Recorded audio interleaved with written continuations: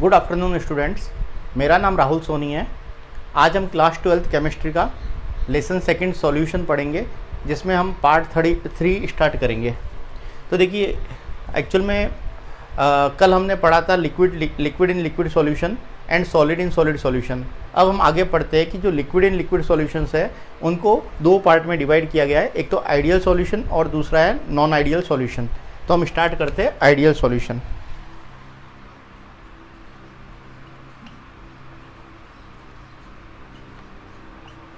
Ideal solutions वो solutions होते हैं जो किसी भी कॉन्सेंट्रेशन रेंज पे राउल्ट लॉ को फॉलो करते हैं।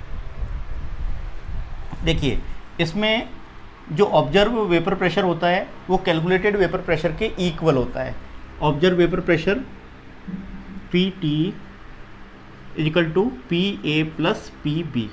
जब हम दो लिक्विड A और B दोनों को मिक्स करते हैं तो उन दोनों का जो प्रेशर है वो एक्चुअल में टोटल प्रेशर के इक्वल होता है। तो देखिए, इनका इंडिविजुअल प्रेशर देखते हैं। PA equal to P0A chi A and PB equal to P0B chi B। तो ये जो है ए लिक्विड का वेपर प्रेशर जो है वो उसका प्योर फॉर्म में वेपर प्रेशर इनटू उसके मोल फ्रैक्शन, और बी लिक्विड का वेपर प्रेशर उसके प्योर फॉर्म में वेपर प्रेशर और उसका मोल फ्रैक्शन की इक्वल होता है।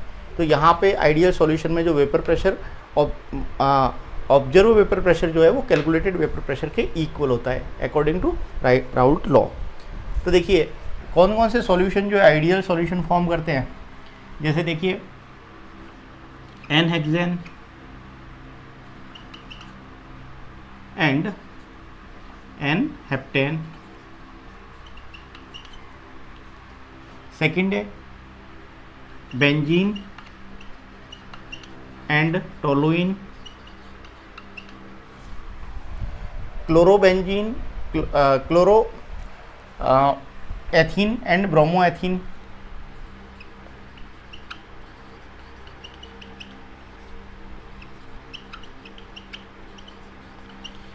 ये सब आइडियल सॉल्यूशन फॉर्म करते हैं।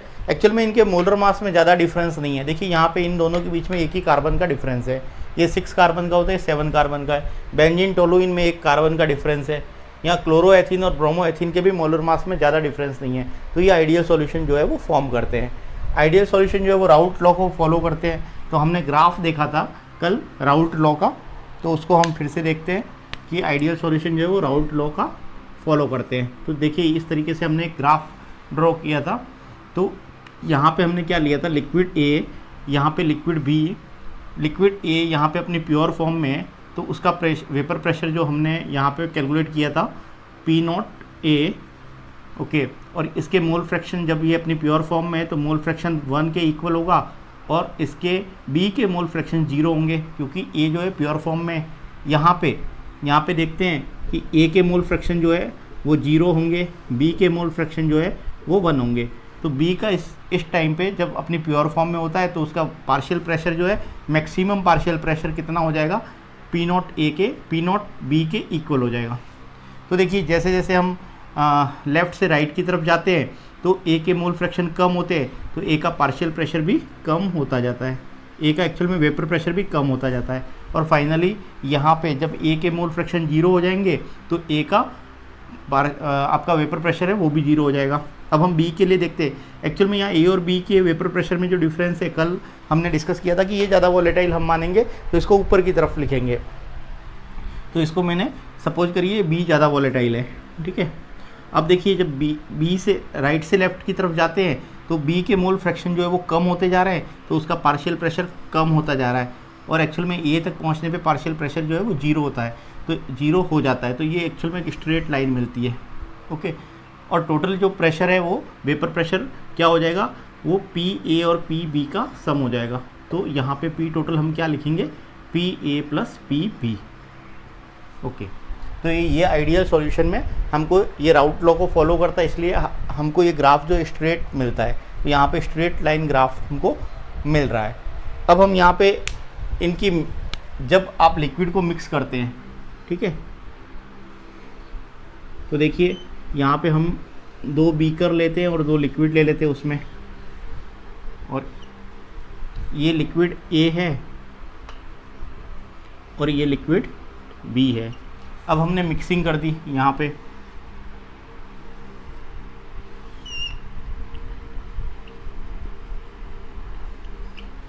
अच्छा इस लिक्विड ए के अंदर जो मॉलिक्यूल्स होंगे वो ए के होंगे, तो यहाँ पे इंटरेक्शन जो है वो ए के बीच में होगा। और ये लिक्विड बी है, जब आप इसमें लिक्विड बी में इंटरेक्शन जो है वो बी के मॉलिक्यूल्स की वजह से होगा। जब आप इनकी मिक्सिंग कर देते हैं तो जो एक्चुअल में फाइनल जो इंटरेक्शन जो होता है ए के मॉलिक्यूल बी के मॉलिक्यूल से रिएक्ट करते हैं और नए इंटरेक्शन जो है वो आपको मिलेंगे, वो ए बी टाइप के इंटरेक्शन आपको यहाँ पे मिलेंगे। तो इसमें क्या होता है कि एक्चुअल में ए के जो इंटरेक्शन है और बी के इंटरेक्शन जो है वो आफ्टर मिक्सिंग जो है वो इंटरेक्शन सेम होते हैं। तो देखिए एक्चुअल में बिफोर मिक्सिंग जो ए के इंटरेक्शन है और आपको जो बी के इंटरेक्शन है वो इक्वल हो जाएंगे आपके आफ्टर मिक्सिंग ए बी के इंटरेक्शन के। क्लियर? इसीलिए एक्चुअल में वेपर प्रेशर में कोई फ़र्क नहीं पड़ता, वेपर प्रेशर इक्वल होता है। यहाँ पे इंटरेक्शन इक्वल है, तो यहाँ पे एक्चुअल में फोर्स ऑफ अट्रैक्शन सेम है। ए के मॉलिक्यूल के बीच में जितना फोर्स ऑफ अट्रैक्शन है उतना बी के बीच में, उतना ए बी के बीच में, तो इसीलिए इंटरेक्शन इक्वल है। अब देखिए यहाँ पे एक और चीज़ है कि डेल्टा एच जो है मिक्सिंग की वो जीरो होती है। डेल्टा एच जीरो मिक्सिंग की जीरो होती है। इसके लिए आइडियल सॉल्यूशन के लिए डेल्टा वी मिक्सिंग भी जीरो होती है। तो ऐसा क्यों होता है? क्योंकि जब आप ए को बी से मिक्स करते हैं आइडियल सॉल्यूशन के लिए तो ना तो हीट रिलीज होती है और ना ही हीट एब्जॉर्ब होती है। रिलीज भी नहीं होती और एब्जॉर्ब भी नहीं होती, इसीलिए डेल्टा एच मिक्सिंग की जीरो हो जाती है। वॉल्यूम में चेंज क्या होता है? वॉल्यूम में चेंज भी जीरो होता है। जैसे आपने क्या किया, यहाँ पे इसका 50 ml ले लिया, इस 50 ml को आप क्या करेंगे, इसके 50 ml में मिक्स कर देंगे, तो आपको फाइनल वॉल्यूम जो मिक्सिंग के बाद कितना मिलना चाहिए? 100 ml। ओके, तो देखिए फाइनल माइनस इनिशियल कीजिए तो 100 माइनस 100 कितना हो जाएगा? 0। तो मिक्सिंग ऑफ वॉल्यूम वो भी जीरो होती है। तो ऐसा इसलिए होता है क्योंकि यहाँ पे न तो कोई कॉन्ट्रैक्शन हो रहा है और न ही यहाँ पे आपका एक्सपेंशन हो रहा है। ठीक है, तो एक्सपेंशन भी नहीं हो रहा वॉल्यूम में, दूसरा वॉल्यूम में कॉन्ट्रैक्शन भी नहीं हो रहा। यदि कॉन्ट्रैक्शन और एक्सपेंशन होता तो वॉल्यूम बढ़ता, कॉन्ट्रैक्शन होता तो वॉल्यूम कम होता। लेकिन आइडियल सॉल्यूशन में क्या होता है कि आपका वॉल्यूम जो है वो सेम रहता है before mixing and after mixing, और आपका डेल्टा एच है वो भी आपका सेम रहता है। न तो ये सिस्टम हीट को एब्जॉर्ब कर रहा है यहाँ पे मिक्सिंग के बाद में, न ये हीट को रिलीज कर रहा है। अब हम आगे पढ़ते हैं नॉन आइडियल सॉल्यूशन।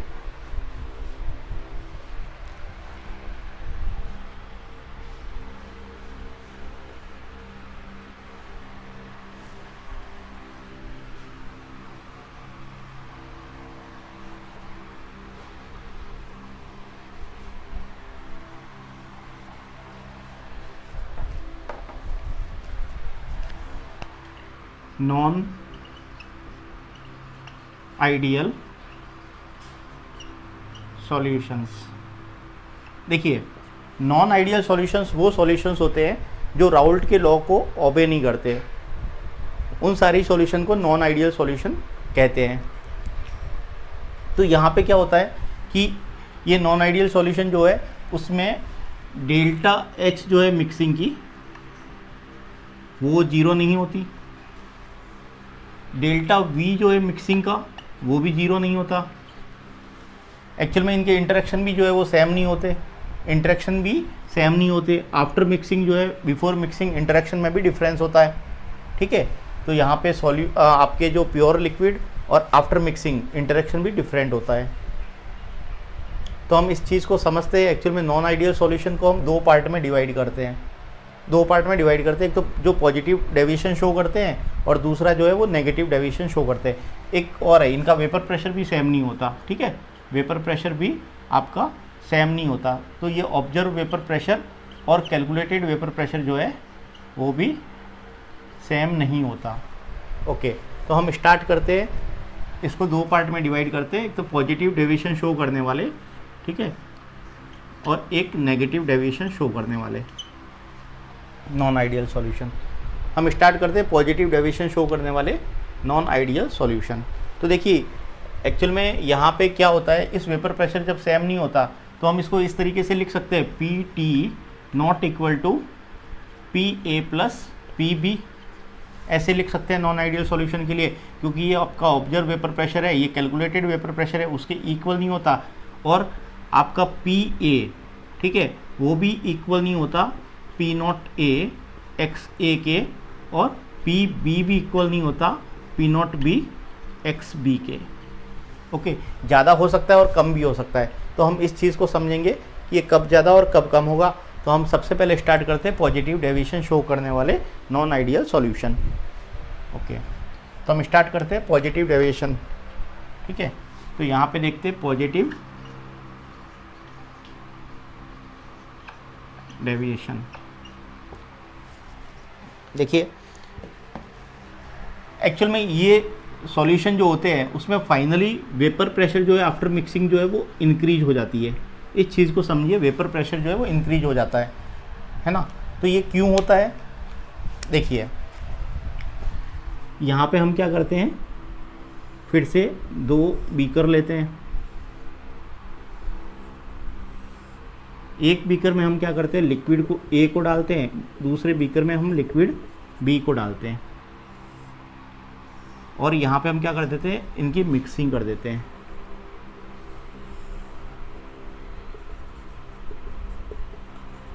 अब देखिए बिफोर मिक्सिंग जो है इसमें इंटरेक्शन कैसे होंगे, इसमें इंटरेक्शन जो है वो ए टाइप के इंटरेक्शन है, और इनमें इंटरेक्शन कैसे होंगे, बी टाइप के इंटरेक्शन होंगे। फाइनली इंटरेक्शन कैसे हो जाएंगे, ये फाइनली नए इंटरेक्शन फॉर्म करेंगे मिक्सिंग के बाद में, वो इंटरेक्शन होंगे ए बी टाइप के। ओके, तो यहाँ पे मैंने आपको बताया कि पॉजिटिव डेविएशन में एक चीज़ को ध्यान रखो कि वेपर प्रेशर बढ़ता है, ठीक है, और नेगेटिव डेविएशन का मतलब वेपर प्रेशर कम होता है, क्योंकि नेगेटिव है इसलिए वेपर प्रेशर कम हो जाता है, पॉजिटिव डेविएशन में वेपर प्रेशर बढ़ जाता है। हम इस चीज़ को समझते हैं कि कैसे बढ़ता है। एक्चुअल में क्या होता है कि वेपर प्रेशर इसलिए बढ़ता है कि ये जो नए इंटरेक्शन जो फॉर्म होते हैं वो वीक होते हैं। वो कैसे होते हैं, वीक होते हैं कंपेरेटिवली जो आपके प्योर लिक्विड जो होते हैं जिनको हम मिक्सिंग नहीं कर रहे हैं। तो बिफोर मिक्सिंग जो इंटरेक्शन है वो ज़्यादा स्ट्रॉन्ग होते हैं आफ्टर मिक्सिंग की कंपैरिजन में। तो यहाँ पे हम इसको ऐसे लिखेंगे कि ये इंटरेक्शन जो है A interaction and B interaction ये ज़्यादा स्ट्रॉन्ग है as compare to A B interaction के। क्लियर। तो मिक्सिंग के बाद इंटरेक्शन वीक हो जाते हैं, तो ये इंटरेक्शन जो है वीक है। कैसा इंटरेक्शन है, वीक इंटरेक्शन है। तो वीक होने के कारण क्या होता है, इसका फोर्स ऑफ अट्रैक्शन जो है वो कम होता है। फोर्स ऑफ अट्रैक्शन कम होने से ये क्या होते हैं, जल्दी से ब्रेक हो जाते हैं। ये क्या हो जाएंगे, जल्दी से ब्रेक हो जाएंगे। ब्रेक होने से क्या हो जाएगा, ये वेपर फॉर्म में जल्दी आ जाएंगे, ज़्यादा आएंगे वेपर फॉर्म में। ठीक है, क्योंकि ये ईजिली ब्रेक हो रहे हैं तो इसकी वेपर ज़्यादा बनेगी। इसकी वेपर ज़्यादा बनेगी तो क्या हो जाएगा, वेपर प्रेशर बढ़ जाएगा। ओके, और ये स्ट्रॉन्ग होते हैं, इनकी वेपर कम फॉर्म होगी। ठीक है, ये इवेपोरेट कम होंगे, इसकी वेपर जो प्रेशर जो है वो कम होगा एज़ कम्पेयर टू आपका फाइनल मिक्सिंग के बाद में जो फॉर्म होता है। अभी देखिए यहाँ पे हम ये चीज़ समझते हैं कि डेल्टा एच के बारे में, कि डेल्टा एच इसका क्या होता है। तो मैं आपको बताता हूँ, यहाँ इसका डेल्टा एच जो है वो पॉजिटिव होता है। तो पॉजिटिव क्यों होता है इसका डेल्टा एच, जो पॉजिटिव डेविएशन शो करते हैं उनका डेल्टा एच की वैल्यू पॉजिटिव होती है। ऐसा इसलिए होता है क्योंकि ये जो आपके सिस्टम में हमारे लिक्विड के जो आपका लिक्विड सॉल्यूशन जो है बिफोर मिक्सिंग, इनके जो ये फोर्स ऑफ अट्रैक्शन है, ये अभी बताया कि इनकी तुलना में स्ट्रॉन्ग है। तो जब ये फोर्स ऑफ अट्रैक्शन आपके स्ट्रॉन्ग है तो इनको तोड़ने के लिए क्या करना पड़ेगा, एनर्जी ज़्यादा लगेगी। तो ये एनर्जी एक्चुअल में ज़्यादा लगेगी इनको ब्रेक करने के लिए, और ये एक्चुअल में वीक इंटरेक्शन है। ठीक है, तो यहाँ पे हम लिखते हैं एनर्जी ज़्यादा लगेगी, मतलब इनको तोड़ने के लिए जो रिक्वायर्ड एनर्जी है, ठीक है, वो ज़्यादा है। किसकी तुलना में ज़्यादा है रिक्वायर्ड एनर्जी। देखिए जब ए और बी जब आपस में मिक्सिंग होती है तो एक्चुअल में नए बॉन्ड फॉर्मेशन होते हैं, और बॉन्ड फॉर्मेशन में एनर्जी रिलीज होती है। ठीक है, लेकिन ये एक्चुअल में बॉन्डिंग वीक है, तो जो रिलीज एनर्जी होगी वो कम होगी, ठीक है। इसको तोड़ने में ज़्यादा एनर्जी लगेगी, लेकिन इनके फॉर्मेशन में जो एनर्जी रिलीज होने वाली है वो कम होगी। तो एक्चुअल में रिलीज एनर्जी रिक्वायर्ड एनर्जी से कम होती है। तो रिक्वायर्ड एनर्जी ज़्यादा है रिलीज एनर्जी से। ओके, तो क्या होगा कि आप जब सिस्टम को हीट देंगे तभी तो ये बॉन्ड ब्रेक होंगे। अब आपको क्या करना है, इस सिस्टम को बॉन्ड को ब्रेक करने के लिए क्या करना पड़ेगा, आपको लिक्विड को आपको हीट देनी पड़ेगी। जब आप लिक्विड को हीट देंगे मतलब आप क्या करेंगे, टेम्परेचर को इंक्रीज़ करेंगे। टेम्परेचर इंक्रीज़ करेंगे तो हीट सप्लाई होगी। हीट सप्लाई होगी तो ये आपका मिक्सचर जो है, रिएक्शन मिक्सचर, वो क्या करेगा, हीट को एब्जॉर्ब करेगा। और ये प्रोसेस जब हीट एब्जॉर्ब करेगा वो प्रोसेस कैसा कहलाएगा, एंडोथर्मिक प्रोसेस होगा। और जब एंडोथर्मिक प्रोसेस होता है तो टेम्परेचर बढ़ाने से तो ये बॉन्ड ज़्यादा ब्रेक होंगे। जब ये ए और ए के बीच के बॉन्ड ज़्यादा ब्रेक होंगे तो ये फॉर्मेशन ज़्यादा होगा, ठीक है, ये बॉन्ड ज़्यादा फॉर्म होंगे। तो एक्चुअल में क्या होगा, एंडोथर्मिक प्रोसेस में आप जब टेम्परेचर इंक्रीज़ करते हैं तो सॉल्युबिलिटी इंक्रीज होती है। ये हम लास्ट क्लास में इसको डिस्कस किया था। ओके, अब देखिए यहाँ पे रिक्वायर्ड एनर्जी ज़्यादा है, ठीक है, as compare to release energy. तो सिस्टम हीट एब्जॉर्ब कर रहा है, एंडोथर्मिक रिएक्शन हो रही है, तो डेल्टा एच जो एंडोथर्मिक रिएक्शन का पॉजिटिव होता है। क्लियर। अब देखिए नेक्स्ट देखते हैं डेल्टा वी, वॉल्यूम के बारे में बात करते हैं। तो वॉल्यूम भी जो है वो उसका पॉजिटिव डेविएशन शो करने वाले आपके लिक्विड का वॉल्यूम भी पॉजिटिव होता है। ऐसा क्यों होता है, ऐसा इसलिए होता है क्योंकि एक्चुअल में क्या होता है कि ये जो फाइनल जो आपके जो इंटरेक्शन फॉर्म हो रहे हैं ए और बी के बीच में, ये एक्चुअल में लूजली बॉन्डेड होते हैं क्योंकि इनका फोर्स ऑफ अट्रैक्शन वीक होता है एज़ कम्पेयर टू आपके प्योर लिक्विड, ठीक है। तो बिफोर मिक्सिंग जो है वो इंटरेक्शन स्ट्रॉन्ग है, आफ्टर मिक्सिंग इंटरेक्शन वीक है, तो ये लूजली बॉन्डेड होते हैं, ठीक है। तो फाइनल वॉल्यूम जो एक्चुअल में बढ़ जाता है, इसीलिए ये आपका जो डिफरेंस जो है वॉल्यूम का वो क्या आएगा, पॉजिटिव आएगा। अब इनके एग्जाम्पल देख लेते हैं हम वन बाय वन।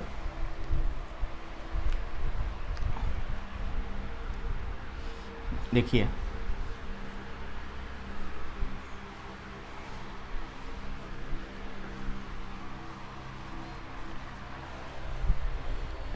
देखिए पॉजिटिव डेविएशन शो करने वाले आपके एग्जाम्पल लेते हैं। एक तो C2H5OH एंड एसीटोन। तो देखिए यहाँ पे ये जो है प्योर लिक्विड है, अब इनको आपने क्या किया, मिक्स कर दिया। क्या कर दिया, मिक्स कर दिया, ठीक है। तो मिक्स करने से नए इंटरेक्शन फॉर्म होंगे।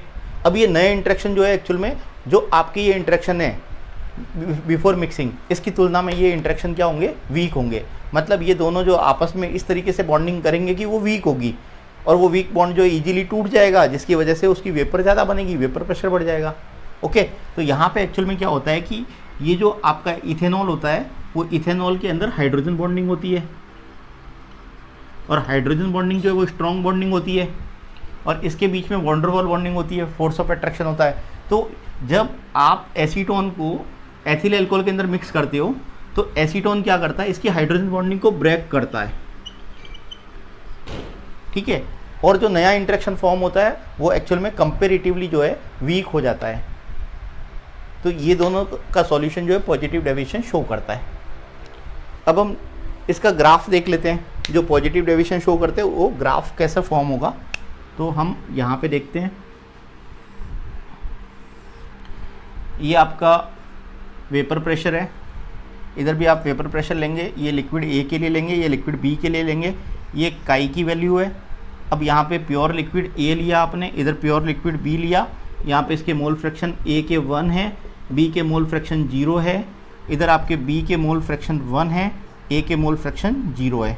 ओके, इसका जो पार्शियल प्रेशर है वो आप देखिए राउल्ट के लॉ के अकॉर्डिंग PA1, इसका PB0, सॉरी ये PB0 और यहाँ पे PB0, इधर PA0। ओके, तो राउल्ट के हिसाब से तो ये ऐसे आना चाहिए, स्ट्रेट लाइन आनी चाहिए आपकी, ठीक है, जो आइडियल सॉल्यूशन शो करते हैं। तो स्ट्रेट लाइन आती है आइडियल सॉल्यूशन, लेकिन ये एक्चुअल में नॉन आइडियल सॉल्यूशन है, तो यहाँ पे एक्चुअल में डेविएशन होगा। और मैंने बताया था कि आपके पॉजिटिव डेविएशन शो करने वालों का वेपर प्रेशर जो है वो ज़्यादा होता है, वेपर प्रेशर बढ़ जाता है। तब आप क्या करेंगे कि वेपर प्रेशर को बढ़ता हुआ कैसे दिखाएंगे, ये स्ट्रेट लाइन के ऊपर की तरफ से आप एक लाइन लेके जाएंगे इस टाइप से, देखिए ये वाली, ठीक है।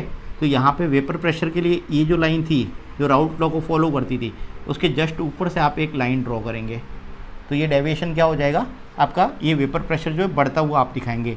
इधर भी आप क्या करेंगे, ए के लिए ये राउट लॉ के से कैलकुलेटेड वेपर प्रेशर है, लेकिन हमको क्या मिल रहा है, वेपर प्रेशर बढ़ रहा है, ठीक है। तो इसको ज़्यादा वेपर प्रेशर आप ऊपर से दिखाएंगे इस तरीके से। सॉरी, अब देखिए ये टोटल प्रेशर है, ठीक है। ये आपके प्योर कंपोनेंट्स का प्रेशर है, ये आपके ए और बी कंपोनेंट का प्रेशर है, मिक्सिंग का प्रेशर वो भी आपका क्या हो जाएगा, बढ़ जाएगा, ठीक है। तो आप उसको भी इस तरीके से शो करेंगे, तो ऊपर की तरफ से ग्राफ को शो करेंगे। तो ये आपका पॉजिटिव डेविएशन का ग्राफ है। अब हम पढ़ते हैं नेगेटिव डेविएशन।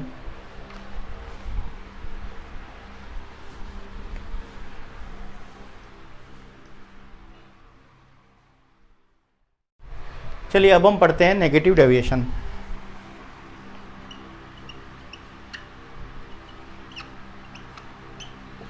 तो नेगेटिव डेविएशन में क्या होता है, वेपर प्रेशर कम हो जाता है, वेपर प्रेशर कम हो जाता है। तो देखिए क्या क्या होता है यहाँ पे। सबसे पहले आप देखिए ये ऑब्जर्व वेपर प्रेशर जो है वो ज़्यादा होता है कैलकुलेटेड वेपर प्रेशर की तुलना में। तो P A is greater than P not A x A and P B is greater than P not B x B. Clear. Total pressure कैसे लिखेंगे, P T is greater than P not A x A plus P not B x B, या फिर इसको इस तरीके से लिखेंगे P T is equal to P A plus P P. Okay. तो देखिए और क्या है इसमें कि इसमें डेल्टा एच जो है मिक्सिंग का वो नेगेटिव होता है। यहाँ पे वॉल्यूम जो है मिक्सिंग का डेल्टा वी मिक्सिंग वो भी नेगेटिव होती है। अब हम समझते हैं कि ये सब कैसे हो रहा है। तो हम यहाँ पे बीकर लेते हैं और मिक्सिंग को देखते हैं। तो देखिए ये मैं आप 2 बीकर ले रहा हूँ यहाँ पे।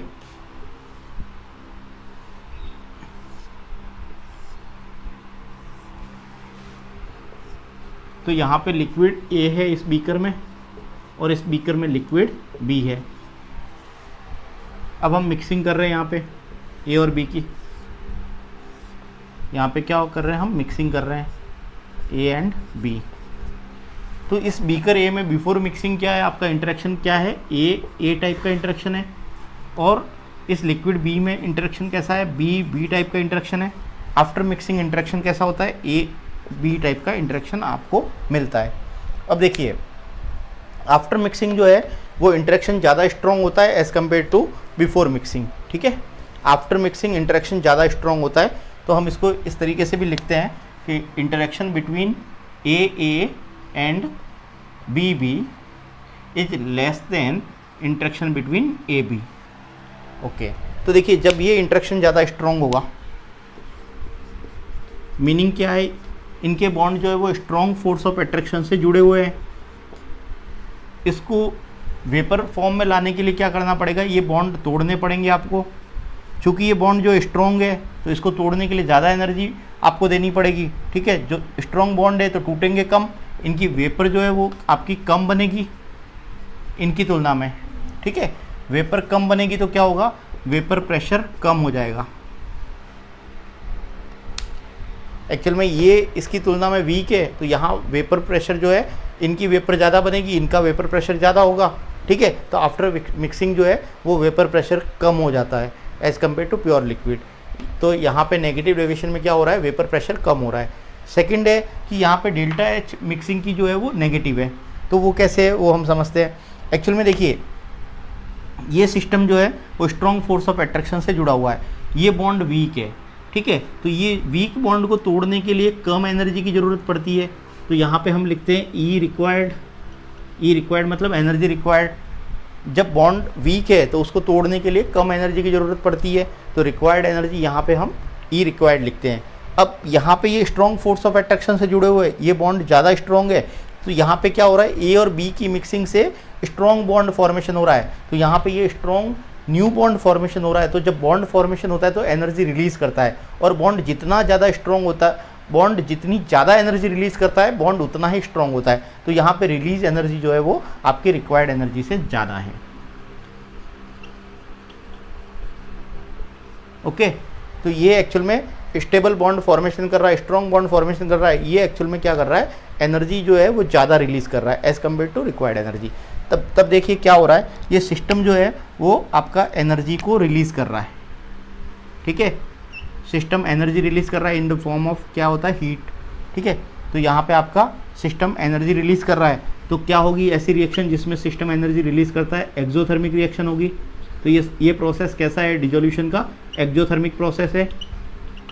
और हमने बताया था कि आप आफ्टर मिक्सिंग जो है यदि आप टेम्परेचर बढ़ाते हो तब क्या होगा, सॉल्युबिलिटी कम हो जाएगी। कैसे कम हो जाएगी, क्योंकि एक्चुअल में आपका सिस्टम पहले ही हीट को रिलीज़ कर रहा है। ठीक है, और आप टेम्परेचर सिस्टम का बढ़ाते हो, इस सिस्टम का टेम्परेचर बढ़ाते हो, तो क्या होगा, टेम्परेचर बढ़ाने से ये आपका सिस्टम जो है इस बढ़े हुए टेम्परेचर को कम करने की कोशिश करेगा। ठीक है, इसके इफेक्ट को कम करने की कोशिश करेगा।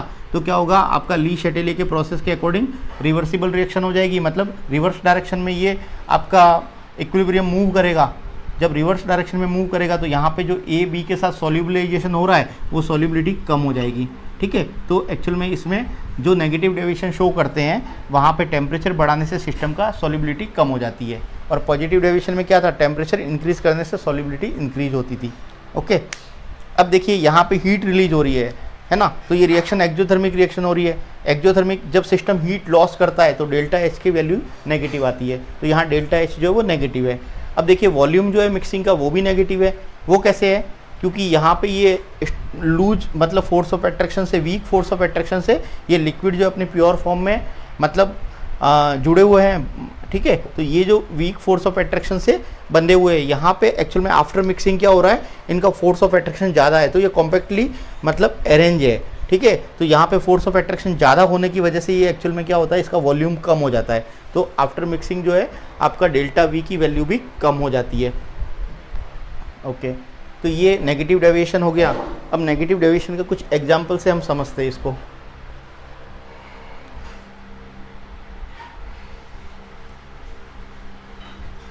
एक दो एग्जाम्पल लेते हैं। देखिए नेगेटिव डेविएशन कौन कौन शो करता है, जैसे आप देखिए CHCl3 क्लोरोफॉर्म एंड आपका क्लोरोफॉर्म एंड एसीटोन, CH3COCH3। देखिए ये एक्चुअल में प्योर फॉर्म में है। अब हम यहाँ पे इनकी क्या करवाते हैं, मिक्सिंग करवाते हैं। ओके, इनके इंटरेक्शन जो है वो कैसे है, इंटरेक्शन वीक इंटरेक्शन है, और जब ये मिक्सिंग के बाद में इनके इंटरेक्शन कैसे हो जाते हैं, स्ट्रॉन्ग इंटरेक्शन हो जाते हैं। मतलब एक्चुअल में क्या होता है कि जब यहाँ पे जो नए बॉन्ड ये आपस में एक्चुअल में इंटरेक्ट करके नए बॉन्ड फॉर्मेशन करते हैं, और वो बॉन्ड जो होते हैं इनके बॉन्ड से ज़्यादा स्ट्रॉन्ग होते हैं, जिसको तोड़ना ज़्यादा मुश्किल होता है। तो देखिए कैसे बॉन्ड फॉर्मेशन करते हैं, ये आपस में weak van der Waals force of attraction से जुड़े हुए हैं। अब यहाँ पे ये इसका हाइड्रोजन, क्लोरोफॉर्म का हाइड्रोजन और इसका जो है आपका एसीटोन का ऑक्सीजन, ये मिलके हाइड्रोजन बॉन्डिंग बना देते हैं, और हाइड्रोजन बॉन्डिंग जो है ज़्यादा स्ट्रॉन्ग बॉन्डिंग है। ठीक है, और उसको ब्रेक करना ज़्यादा मुश्किल है, इसलिए बॉन्ड जो है मिक्सिंग के बाद में स्ट्रॉन्ग होते हैं। तो देखिए कैसे बनती है हाइड्रोजन बॉन्डिंग, ये आपका क्लोरोफॉर्म है, ये एसीटोन है। तो यहाँ पे हाइड्रोजन क्या होता है, ज़्यादा इलेक्ट्रोनेगेटिव एलिमेंट्स के साथ में बॉन्ड फॉर्मेशन करता है। तो ज़्यादा इलेक्ट्रोनेगेटिव कौन कौन से होते हैं, नाइट्रोजन भी हो सकता है, ऑक्सीजन भी हो सकता है, फ्लोरीन भी हो सकता है, उसके साथ आपका हाइड्रोजन बॉन्डिंग फॉर्म होती है। क्लियर। तो देखिए एक और एग्जांपल लेते हैं हम।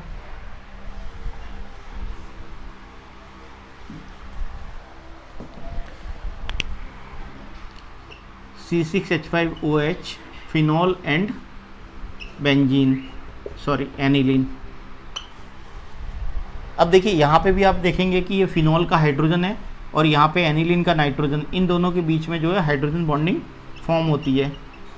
और ये भी एक्चुअल में आफ्टर मिक्सिंग जो है ये आपस में हाइड्रोजन बॉन्डिंग फॉर्म करते हैं, और ये बॉन्ड जो है इनके एक्चुअल में एग्जिस्टिंग बॉन्ड जो है प्योर फॉर्म में उसकी तुलना में ज़्यादा स्ट्रॉन्ग होता है। इसके लिए यहाँ पे एक्चुअल में इंटरेक्शन आफ्टर मिक्सिंग ज़्यादा स्ट्रॉन्ग होती है as compare to their pure form. अब हम ग्राफ देखते हैं, ग्राफ। ओके, तो देखिए नेगेटिव डेविएशन में वेपर प्रेशर कम होता है, तो हम इसके ग्राफ को समझते हैं।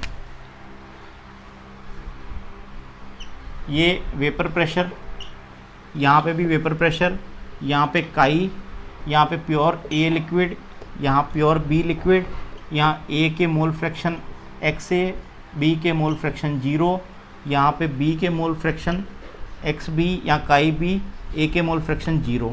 ओके, तो राउल्ट के लॉ के अकॉर्डिंग क्या होगा, यहाँ का प्रेशर जो था वो पी नॉट ए, यहाँ पे प्रेशर जो है यदि ये ज़्यादा वॉलेटाइल है तो हम इसको ऊपर की तरफ से लिखते हैं पी नॉट बी।